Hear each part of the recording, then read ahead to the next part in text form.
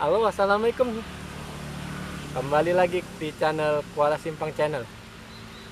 Kali ini saya mau berbagi pengalaman saya sendiri tentang cara memonetisasi channel akun YouTube. Sebagai pengalaman saya sendiri, channel ini telah dimonetisasi hari Rabu kemarin, tanggal 24 Maret 2021. Jadi teman-teman, gimana cara memonetisasi akun YouTube sesuai pengalaman saya sendiri ya. Kalau yang penting tidak ada copyright atau hak cipta. Itu sebelum kita mengajukannya, kita periksa dulu video-video kita. Terus yang sering terjadi akun ditolak monetisasi itu sering itu alasannya konten yang digunakan berulang. Kalau konten yang digunakan berulang nih banyak kasus nih, banyak yang ditolak monetisasinya karena konten yang digunakan ulang. Itu biasanya mengambil cuplikan-cuplikan video dari media sosial lain, contohnya TikTok, Facebook, Instagram, yang dikompilasi, diupload di YouTube. Memang tidak terkena hak cipta, tapi bisa pas kita pengajuan monetisasi itu jatuhnya nanti konten yang digunakan ulang, karena mungkin yang mengupload itu bukan kita aja, mungkin sudah banyak sebelumnya sudah mengupload lebih dulu. Makanya hindari video-video seperti itu. Tapi kalau memang kita ahli edit, bisa dengan metode pair us. Jadi konten yang kita gunakan itu sepersekian detik kita kasih transisi, sepersekian detik transisi, kemungkinan bisa lewat. Tapi itu kalau yang untuk yang udah mahir-mahir edit. Kalau yang seperti saya yang memang editnya pas-pas makan saja, lebih baik hindari. Jadi periksa dulu sebelum mengajukan. Oh iya, ngomong-ngomong, syarat untuk memonetisasi akun YouTube itu kan minimal 1000 subscriber dan 4000 jam tayang.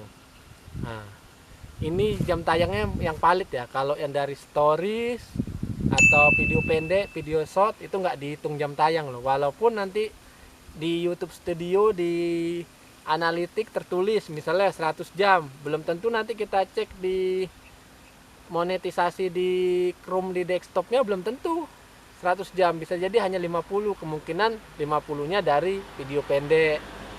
Nah, tapi video pendek itu ada guna juga untuk menaikkan subscriber. Nah, penting itu dulu sebelum mengajukan monetisasi. Cek dulu video-video kita ada nggak yang kira-kira konten yang digunakan ulang. Biasanya itu yang kita ambil dari media sosial atau lagu-lagu. Biasanya belum terkena hak cipta, tapi waktu pengajuan baru di situ ketahuannya. Kembali lagi pengalaman saya sendiri, saya kemarin mengajukan monetisasi itu hari Rabu tanggal 24 Maret 2021. Itu tepatnya habis subuh saya ajukan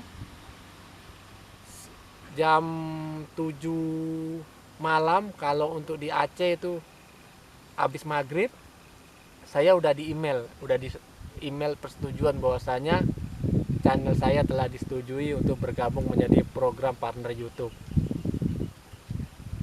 Jadi langkah-langkah untuk memonetisasi, misalnya kita sudah memenuhi syarat 1000 subscriber dan 4000 jam tayang, kita ajukannya lebih baiknya melalui desktop komputer, laptop. Tetapi kalau memang nggak ada komputer atau laptop, bisa juga melalui HP. Cuman setelannya kita jangan masuknya itu dari Chrome, jangan dari aplikasi YouTube. Jadi ketik di Chrome Google, contohnya youtube.com, habis itu kita rubah setelannya ke tampilan desktop. Nah, kita masuk ke situ, masuk ke akun kita, habis itu masuk ke Creator Studio. Nah, nanti sebelah kiri cari menu yang bacaannya monetisasi, biasanya itu logonya itu logo dolar. Nah, diklik di situ, nanti kalau udah memang terpenuhi di situ nampak tuh berapa subscriber kita, berapa jam tayang kita. Nah, tinggal Kita klik, biasanya kalau udah memenuhi di bawahnya itu udah muncul itu daftar sekarang, tinggal kita klik daftar sekarang. Biasanya langkah-langkahnya itu ada 3. Pertama itu, langkah pertama biasanya kita persetujuan, kita hanya klik-klik aja bahwasanya kita menyetujui bergabung dengan program partner YouTube. Kita setuju, tinggal kita centang-centang aja. Biasanya kalau yang di langkah pertama, setelah selesai langkah pertama, kita ke langkah kedua, kita klik mulai. Mulai itu biasanya kan itu kaitkan ke akun Google AdSense. Nah, kalau memang sudah punya Google AdSense sebelumnya, kita pakai Google AdSense sebelumnya. Tapi kalau belum ada, di situ ada pilihannya buat baru, kita buat baru. Kalau contohnya seperti pengalaman saya sendiri, saya karena belum mempunyai Google AdSense, jadi saya buat baru, langsung di situ buat baru. Nah, di Google AdSense itulah kita buat baru. Biasanya itu kita kasih informasi di Google AdSense itu seperti nama, alamat yang valid. Nah, itu kita masuk ke di Google AdSense tuh. Biasanya di langkah kedua, setelah udah selesai, nanti biasanya muncul di situ dalam proses. Contoh seperti video apa nih, cuplikan gambar yang saya screenshot ini. Dalam bisa diperhatiin kan, masih dalam proses. Nah, kalau langkah ketiga itu, setelah langkah kedua ini selesai, secara otomatis ke langkah ketiga, peninjauan. Nah, disinilah nih peninjauan. Kalau kita lolos di monetisasi, ya lolos. Di sini juga bisa kita ditolak. Nah, disinilah peninjauan. Cuman sepengalaman saya, karena saya pun masih pemula, saya videonya saya nggak berani yang berhubungan dengan hak cipta, contohnya lagu atau video orang saya upload ulang lagi, saya nggak berani. Jadi ya video apa adanya aja yang saya buat, saya edit, saya upload. Jadi video memang video ori, nggak ada satupun saya nggak ada ambil video orang. Tapi terbukti, walaupun istilahnya videonya pas-pasan lah, sederhana, tapi pas pengajuan alhamdulillah lolos. Jadi hanya hitungannya hanya 12 jam lah paling lama. 12 jam, 13 jam kemarin dari saya pengajuan. Udah di email disetujui. Jadi nengok pengalaman-pengalamannya orang lain yang pernah ditolak, banyak yang kena itu di konten yang digunakan ulang. Itu sering sekali terjadi.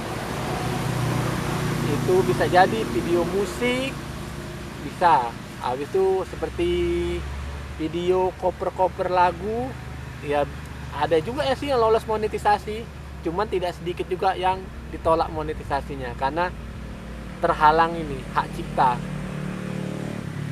Seperti contoh parodi-parodi yang ada lah, parodi-parodi lagu, parodi film, ada yang monetisasi lolos, cuman banyak juga yang ditolak karena ketentuan ini melanggar hak cipta. Jadi kalau saya yang masih baru, pemula, cari aman aja lah, video-video sendiri aja yang kita bisa aja.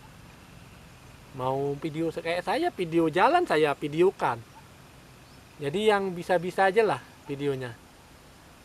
Contoh saya hobi lihat bus, saya videokan bus. Jadi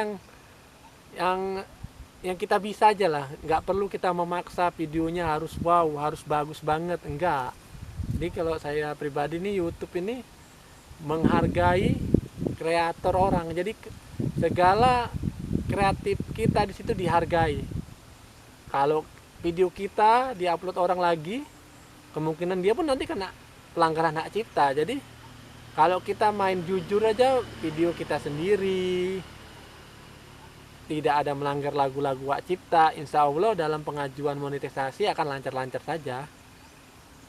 Yang penting yaitu jangan kita upload video orang, jangan ada pelanggaran hak cipta seperti lagu, video klip, potongan film, yang istilahnya yang kita main original aja lah sebisa kita. Contohnya kalau ibu-ibu channel memasak kayak bisa memasak apa, buat kue.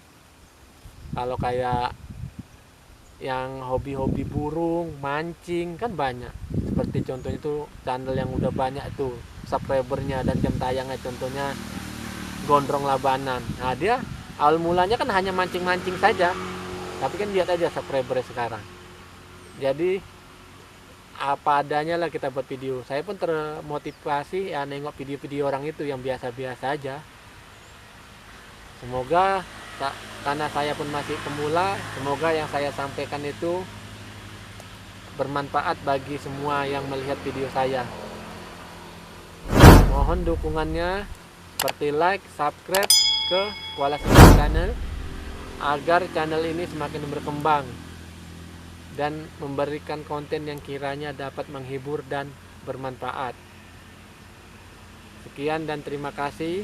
Sampai jumpa di video selanjutnya.